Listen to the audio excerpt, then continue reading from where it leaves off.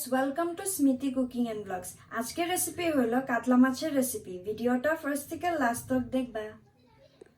আজকের রেসিপিতে আমি কি কি ইউজ করব, এখানে আছে চিলি পাউডার, এখানে আছে হলুদ শস্য, এখানে আছে হালদি পাউডার, কালা শস্য, গোটা ধনিয়া, গোটা জিরা, লবণ, তেজপাতা, এলাইচি, এখানে আছে তেল, এখানে আছে কাঁচামরিচ, এখানে আছে পেঁয়াজ, আদা, রসুন আর শুকনা মরিচ, এখানে আছে ধনিয়া পাতা, টমেটো আর আছে কাতলা মাছ।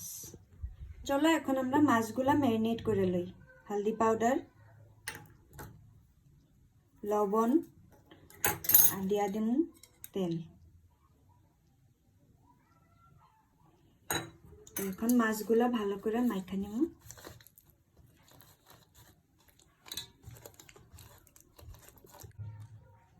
মাছগুলা ম্যারিনেট করা হয়ে গেছে, এখন আমি রেখা দিব 10 মিনিট রেস্টের লিগা।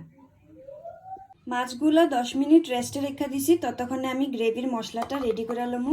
এখানে আছে পেঁয়াজ, আদা রসুন, শুকনা মরিচ, হলুদ শস্য, কালা শস্য,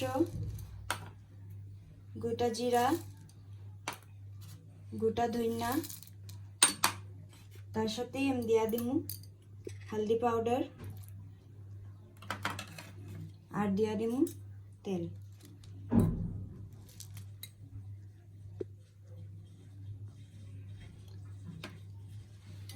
মাছের গ্রেভির মশলাটা আমি গ্রাইন্ড করে লিছি, তো এখন আমি একটা বাটিতে নামাই নেব।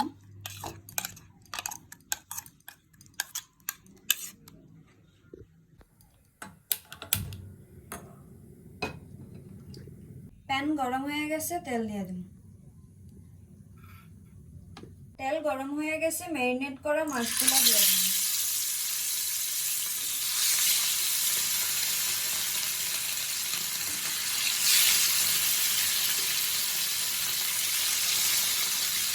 মাছের এক সাইডটা ফ্রাই হয়ে গেছে, এখন আমি আরেক সাইডটা দিয়ে দিই উল্টাবো।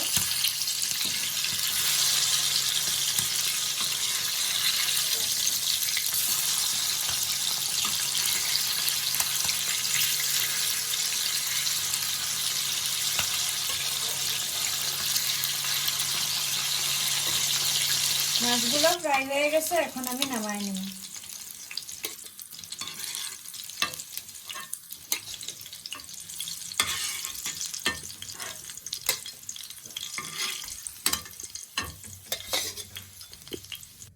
মাছ ফ্রাই করা তেলগুলা দিয়ে দিব। আমি সেম তেলের মধ্যে পুরো গ্রেভিটা রান্না করব।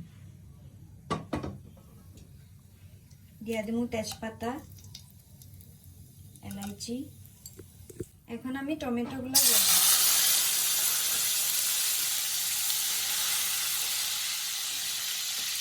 টমেটোগুলো হালকা একটু ফ্রাই হয়ে গেছে, এখন আমি দিয়ে দেব গ্রাইন্ড করা মশলাগুলো। তার সাথে দিয়ে দিব কাশ্মীরি চিলি পাউডার কালারের লিগা, আর দিয়ে দিব লবণ এক চামচ। এখন আমি ভালো করে মিক্স করে নিব।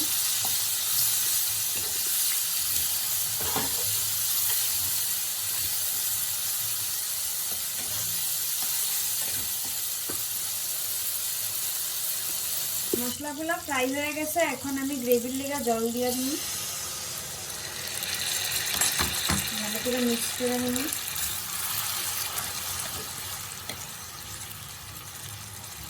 তো গাইস, মশলাগুলো বেশি ফ্রাই করো না, কেন কি শস্য দেওয়া আছে, তো শস্য বেশি ফ্রাই করলে তিতা হয়ে যাবে। গ্রেভিতে বয়েল হয়ে পড়ছে, তো এখন আমি ফ্রাই করা মাছগুলো দিয়ে দিব।